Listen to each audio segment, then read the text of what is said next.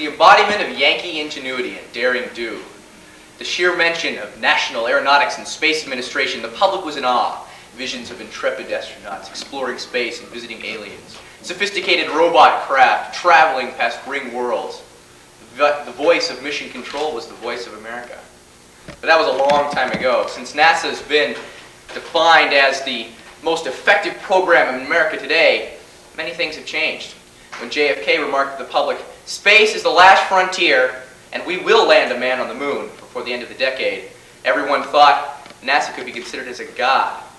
But JFK didn't know that by the end of the century, 7 astronauts would die, and that almost $90 billion would be wasted on projects that are classified as failures.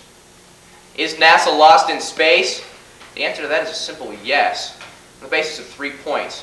First of all, how NASA has come up with some great ideas, magnificent visions that have done nothing but cost money and waste public funds and public lives.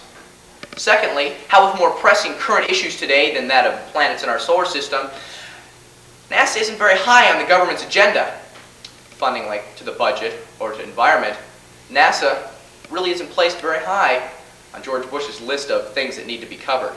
Lastly, and most importantly, what the future holds for NASA on the basis of its tarnished reputation. First, how with NASA's great ideas, such as the Hubble telescope, which cost $31 billion to complete, and essentially has done nothing but send fuzzy messages back to Earth.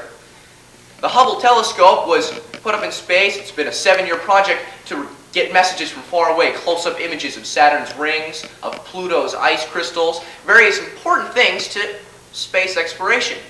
Yet all we get is the snow that you see on your TV when the cable's out, due to the fact that one of the mirrors is bent the wrong way.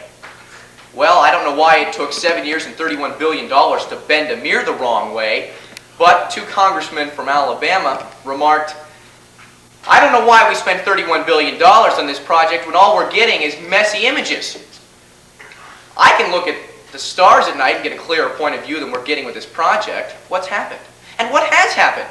The Challenger went up in 1986 and killed 7 people instead of bring back mineral samples from the moon. Also, with the space station project due to be completed in the year 2005, which will now be completed in 2015, supposedly, due to a hydrogen malfunction in the main control center. These things were all reported by Space American in May 1990. These projects that are very effective, very important for space exploration, are all falling apart. We're spending billions and billions of dollars on things that don't work, which leads me to my second point. How in current issues are pressing today, we don't have the money to support failure. The education problem in the United States, 50% of the children in the United States either don't go to school or live in such a bad environment that they don't want to go to school even though it's offered. Those are realistic statistics done by the census of last year.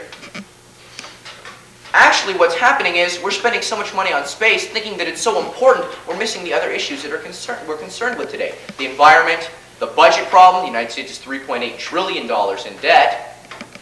Congress and Bush have been going at it for months now over how to solve the budget problem. Things have been resolved, but $3.8 trillion. Can we afford to spend another $80 billion for a new shuttle?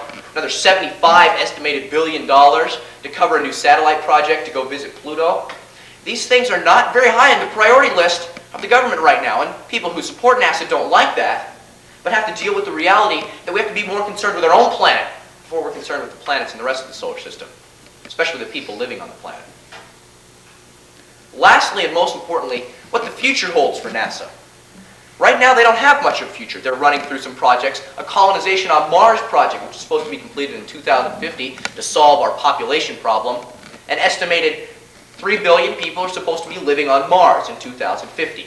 Ineffective facilities with hydroponics, plants growing in air, various forms of scientific studies done on how the environment will be done on Mars for people to live there.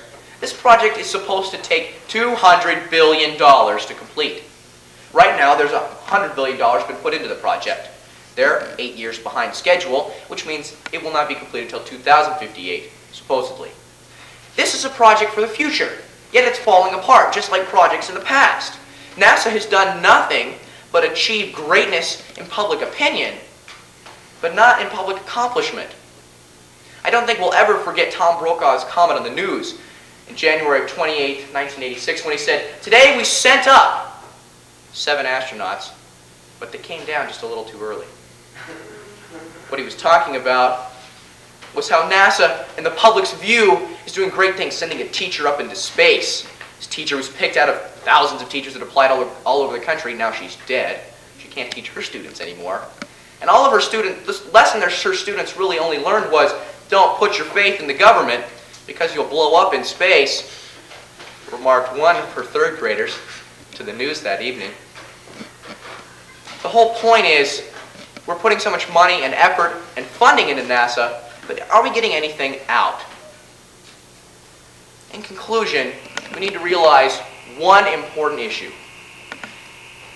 Is NASA lost in space? It's lost in space because they don't focus their attention. We're putting billions and billions of dollars into projects that don't accomplish anything. Lives are being lost. We're not placing importance on issues of homelessness, the environment.